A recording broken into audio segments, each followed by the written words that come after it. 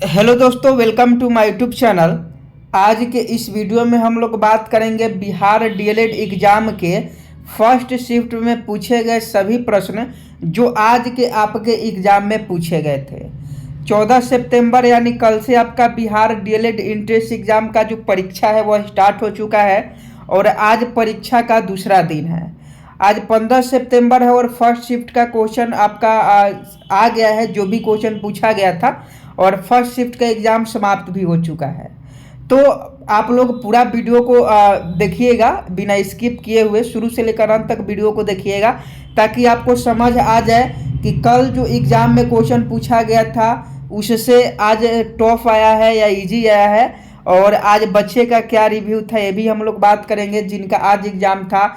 क्योंकि कल तो बहुत इजी क्वेश्चन पूछे गए थे 10वीं लेवल का, लेकिन आज क्या कुछ बदलाव हुआ है। कल एक दो जगह पर पटना में एग्ज़ाम भी नहीं हुआ था फर्स्ट शिफ्ट का, किसी टेक्निकल गड़बड़ी के कारण। तो आज हुआ कि नहीं, आज कोई प्रॉब्लम हुआ कि नहीं, इन सभी चीज़ों के बारे में बात करेंगे। तो आप सभी इस वीडियो में शुरू से लेकर अंत तक बने रहिएगा।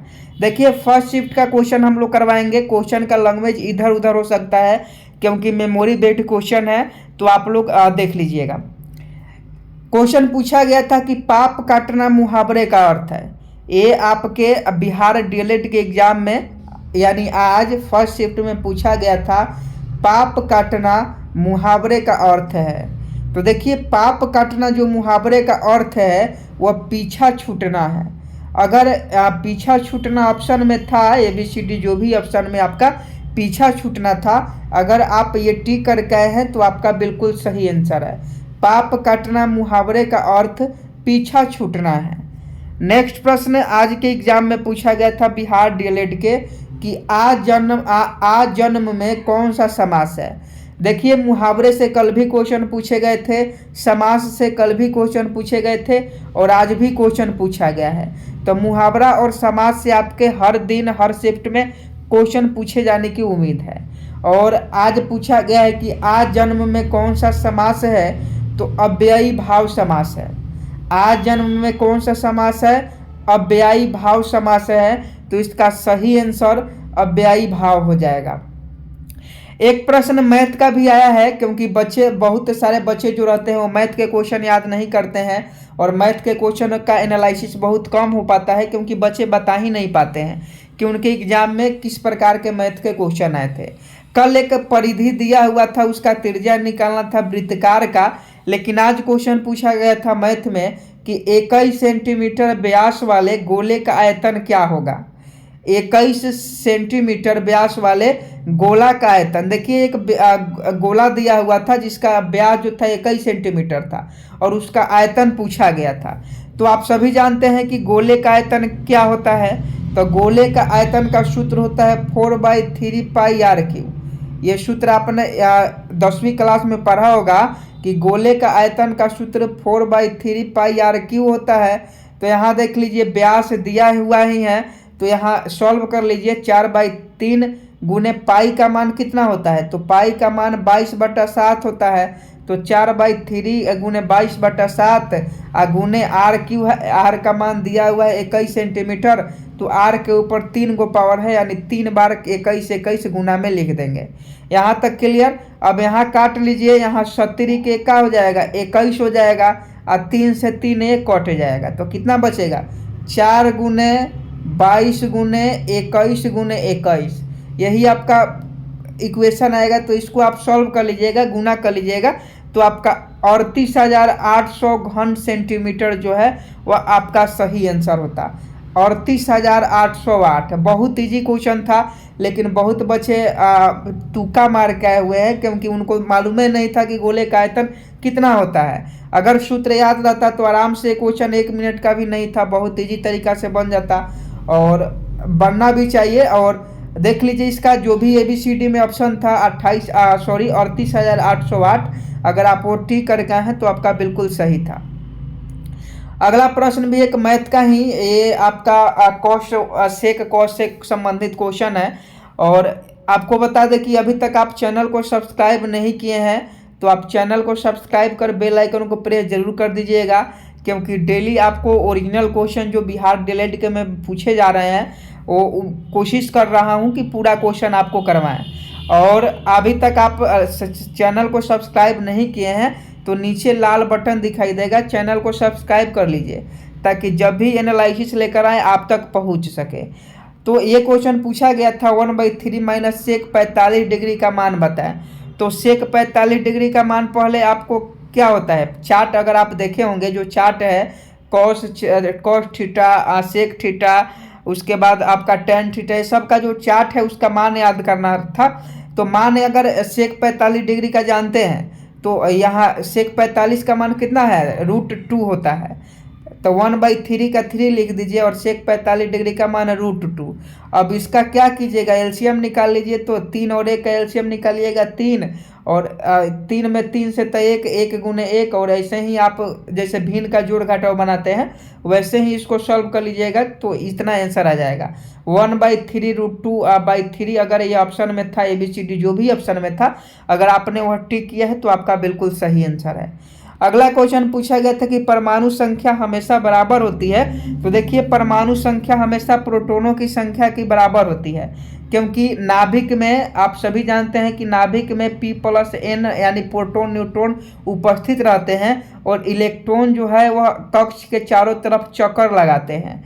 तो परमाणु संख्या हमेशा जो होती है वो प्रोटॉनों की संख्या के बराबर होती है। एक और क्वेश्चन पूछा गया था कि टीपू सुल्तान कहाँ का शासक था। सोशल साइंस का क्वेश्चन है, टीपू सुल्तान कहाँ का शासक था।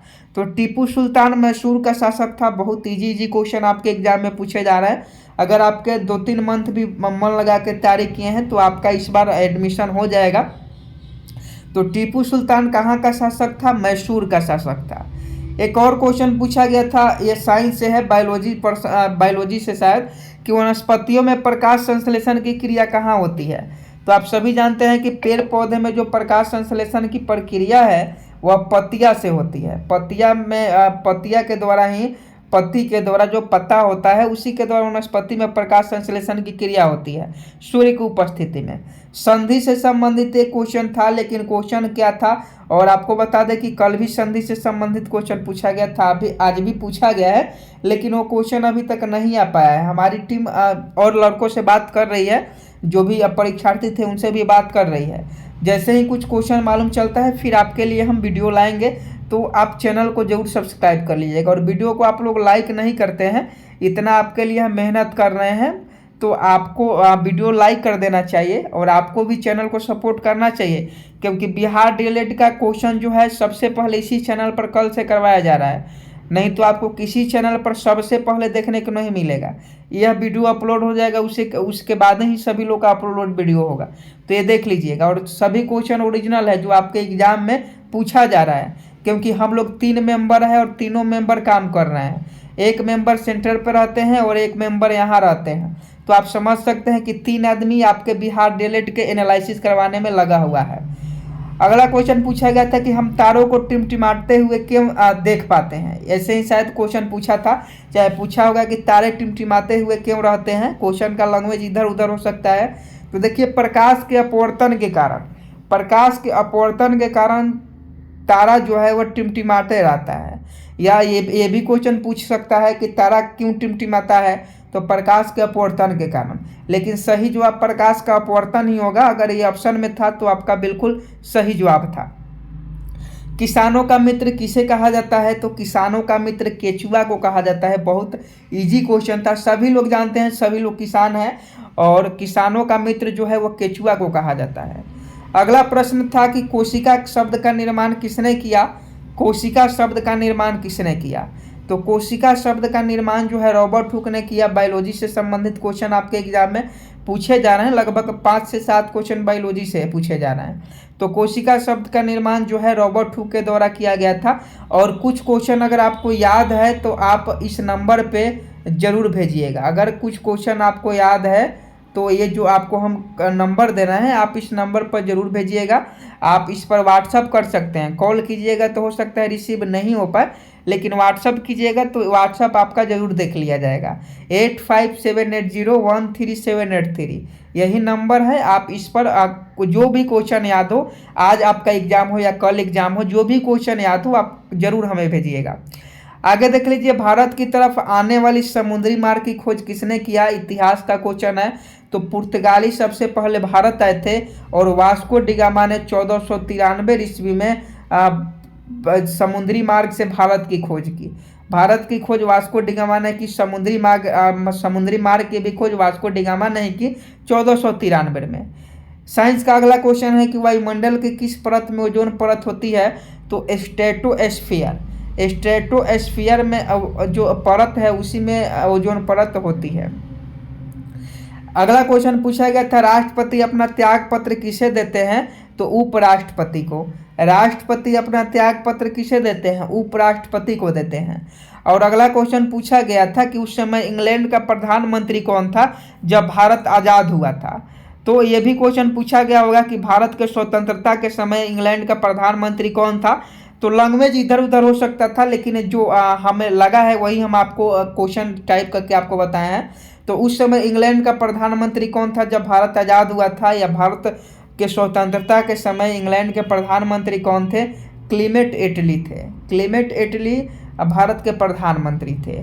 तो ये देखिए, अभी तक जितने भी क्वेश्चन आए थे, 2 मैथ का था, 2-3 हिंदी का था और साइंस का था, और आपका जो भी क्वेश्चन था जो हमारे पास आए थे वो हमने आपको करवाया। और अगर आपका आज एग्ज़ाम था तो आप जो नंबर दिए हैं आप उस पर भेज सकते हैं। अगर आपको कुछ भी क्वेश्चन, एक ही क्वेश्चन याद हो तो आप भेज दीजिए, क्योंकि आपके एक क्वेश्चन बताने से लाखों अभ्यर्थी जो हैं, परीक्षार्थी जो हैं, उनको बहुत मदद मिलेगा। तो उम्मीद है कि आप ज़रूर भेजिएगा। और टॉपिक आपको बता दें तो देखिए, गणित की बात करें तो प्रतिशत से क्वेश्चन पूछा जा रहा है, लाभ हानि, ज्यामिति, बहुपद, कार्य, टाइम एंड वर्क से, नंबर सिस्टम से, संख्या पद्धति से, ये सारे टॉपिक इंपॉर्टेंट है जिससे ज़्यादातर क्वेश्चन आपके पूछे जाना है। हिंदी में समास, मुहावरा हो गया, वाक्य, अशुद्धियाँ हो गया, वाक्य दे दिया जाता है, शुद्ध अशुद्ध चुनना रहता है, संधि से भी क्वेश्चन, और एक से शब्द से अनेक शब्द बनाने से संबंधित क्वेश्चन जो है हिंदी में पूछा जा रहा है। विज्ञान में आपका फिजिक्स, केमिस्ट्री, बायोलॉजी 3 ही चैप्टर से क्वेश्चन पूछा जा रहा है। इसमें से 7-8 क्वेश्चन लगभग बायोलॉजी से पूछा जा रहा है, और फिजिक्स से भी ज़्यादातर क्वेश्चन आ रहे हैं। सामाजिक विज्ञान में सभी से लगभग समान क्वेश्चन पूछा जा रहा है, चाहे कोई भी सब्जेक्ट की बात करें। और रीजनिंग में आपको जो है, रीजनिंग में बहुत बच्चे का कम मार्क्स आएगा, क्योंकि रीजनिंग का बहुत बच्चे की तैयारी नहीं है। बहुत सारे बच्चे का कमेंट आता है कि सर रीजनिंग की तैयारी कैसे करें? तो उतना दिन से कहाँ थे, अब रीजनिंग की तैयारी करने से कुछ होने वाला है? तो रीजनिंग पर अगर आपका तैयारी है, रीजनिंग अगर आपका अच्छा है तो इसमें 25 क्वेश्चन आप सही कर सकते हैं। और क्योंकि रीजनिंग में आपको लॉजिक लगाना होता है और एकदम 100% सही हो जाएगा। लेकिन इंग्लिश और हिंदी में ऐसे ऐसे क्वेश्चन पूछे जाते हैं कि उसमें कंफ्यूज होकर जानते हुए भी आंसर को गलत करके चले आते हैं। तो देख लीजिए, ये सभी क्वेश्चन पूछे गए थे फर्स्ट शिफ्ट में बिहार डीएलएड के। और उम्मीद करता हूँ आपको वीडियो पसंद आया होगा, तो लाइक ज़रूर कर दीजिएगा। अभी तक चैनल को सब्सक्राइब नहीं किए हैं तो चैनल को सब्सक्राइब जरूर कर दीजिएगा। और कोई भी अगर डाउट हो तो आप कमेंट बॉक्स में पूछ सकते हैं एग्जाम से संबंधित। मिलते हैं नेक्स्ट वीडियो में, तब तक के लिए जय हिंद, जय भारत।